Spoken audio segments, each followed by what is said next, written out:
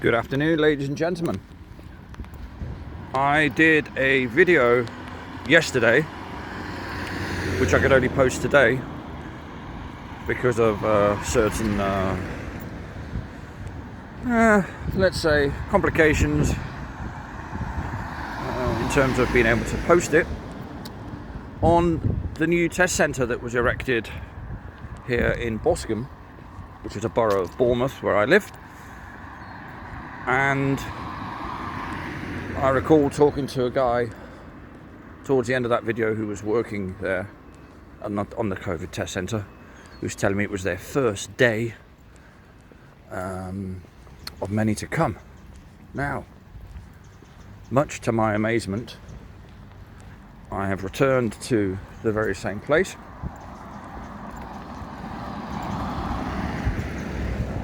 And as you can see nothing apart from the car park that was here all the time anyway. So this is where the site was yesterday.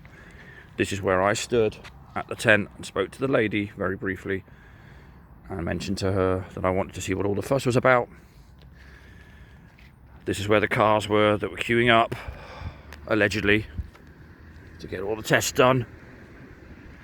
There was a red tent in that corner over there with a couple of white vans. And I started over there on the other side of that blue bit of fencing there. Doing the filming. It was about a 5-minute video. A bit over 5 minutes. But there we go. So, this is the car park where the test centre was set up yesterday. And it has gone. Now, I don't know if they are going from borough to borough and just setting up a test centre on a daily basis. But how would that work if you have to book online, which is what it says? Surely you'd have to give a little bit of lead up time for that. So it makes absolutely no sense why you would set one up and then dismantle it and get rid of it the very next day. Very, very odd indeed. He did say that they would be here until 3:30 every day. But it appears not to be the case. Now, I'm not standing here jubilant thinking this is the end of test centres. Obviously it isn't, but I just find it a very little bit bizarre. And I'd like to know what's going on there. I'm going to check it up again later on, just to see if this is the nature of these test centres, that they just sort of, hopscotch around town kind of thing. But it's very, very weird to see that there's absolutely nothing here at all. So either they had absolutely nothing to do, or it's part of the nature of the scheme that they've got in place, whereby they go around town and go to different parts of town. Bearing in mind there is a test centre up at a place called St Paul's Lane, which is about a 20-minute walk from here, and I did a video on that last week. I think I'll try and post it on here if I can.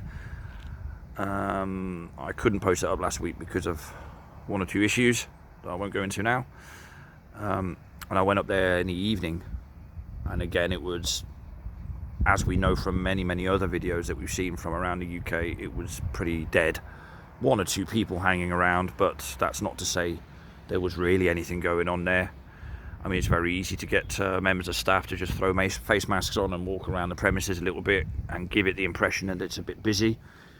I mean, you do that when you start up a restaurant, don't you? If it's empty, then the first few weeks you get members of staff to sit at tables and chairs to look like they're guests, to give the illusion, the impression that your business is up and running in order to then attract further guests. So that wouldn't be a new tactic. I know it sounds all very conspiracy theory, but at the end of the day, that's what you're dealing with here, because let's have it right. This is all not what it appears to be in terms of the reasoning behind it all. What we think is happening or what we're told is happening doesn't really add up with what we're actually seeing, and that ain't a conspiracy theory, that is fact.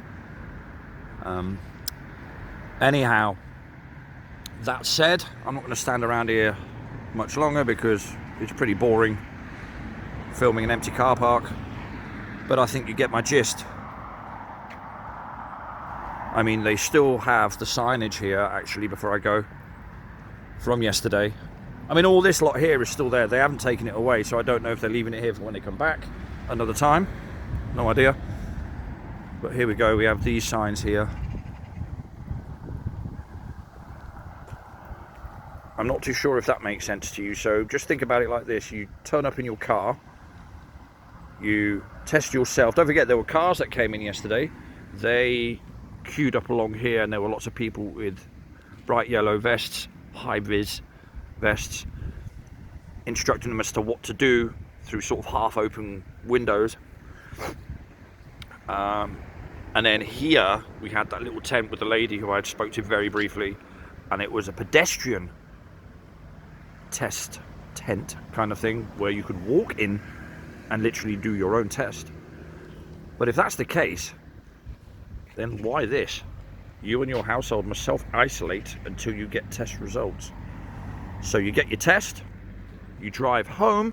I imagine you probably have to download an app of some sort so you can get notified as to whether you've been tested positive or not. Of course, by downloading that app, you're already incrementally part of that nice track and trace system that many have signed up for. Many of us, of course, haven't. And then you have to await your fate, as it were. So you have to self-isolate until you got the test results.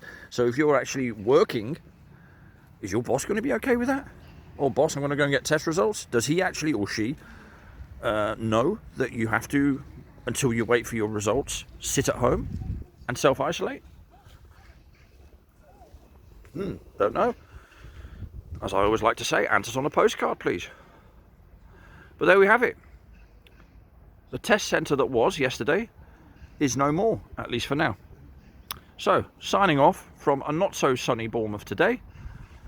I'll leave you to think about that. I certainly am. Anyway, yeah. So, on that note, I'll see you all soon. Some of you sooner. Bye bye.